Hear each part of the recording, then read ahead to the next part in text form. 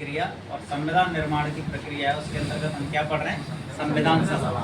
संविधान सभा को अगर हम देखें तो संविधान सभा की जो सरकारी सिफारिश है वो कैबिनेट मिशन द्वारा की गई। कैबिनेट मिशन 3 सदस्यों का एक कमेटी है, 3 सदस्यों की, और जो कमेटी 3 सदस्यों की आई वो ब्रिटेन के प्रधानमंत्री क्लीमेंट एटली हैं, उनके मंत्रिमंडल के सदस्य हैं, और उन्होंने संविधान बनाने के लिए रिकमेंड किया।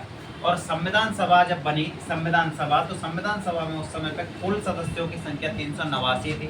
बाद में जाके जो सदस्य संख्या 299 रह गई। 299 कैसे रहेगी? क्योंकि जब भारत आज़ाद हुआ तो पाकिस्तान एक अलग से देश बन गया था, तो मतलब ये सदस्य संख्या घट के मतलब 299 रह गई।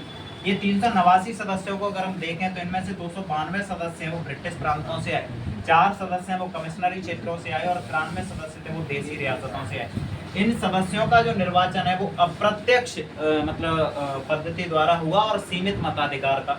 ठीक है, 10 लाख लोगों पर एक सदस्य मतलब चुन के आया था। ये जरूर आप लोगों को मतलब याद रखना है।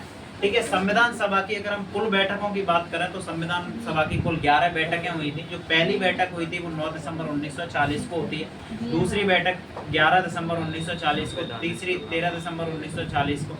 ये तीनों बैठकों की अपनी अपनी इम्पोर्टेंस है, और पहली बैठक है उसकी इम्पोर्टेंस ये है क्योंकि 9 दिसंबर 1940 को डॉक्टर सच्चिदानंद सिन्हा को क्या बना दिया गया था? संविधान सभा का अध्यक्ष बनाया गया, लेकिन ये परमानेंट नहीं थे। 11 दिसंबर 1940 को डॉक्टर राजेंद्र प्रसाद को स्थायी अध्यक्ष के रूप में मतलब चयन कर लिया गया।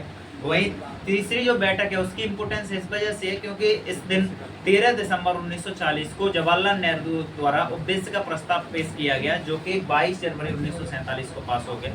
संविधान सभा की अंतिम बैठक 24 जनवरी 1950 को हुई, और 26 जनवरी 1950 को संविधान को पूरी तरीके से लागू कर दिया गया।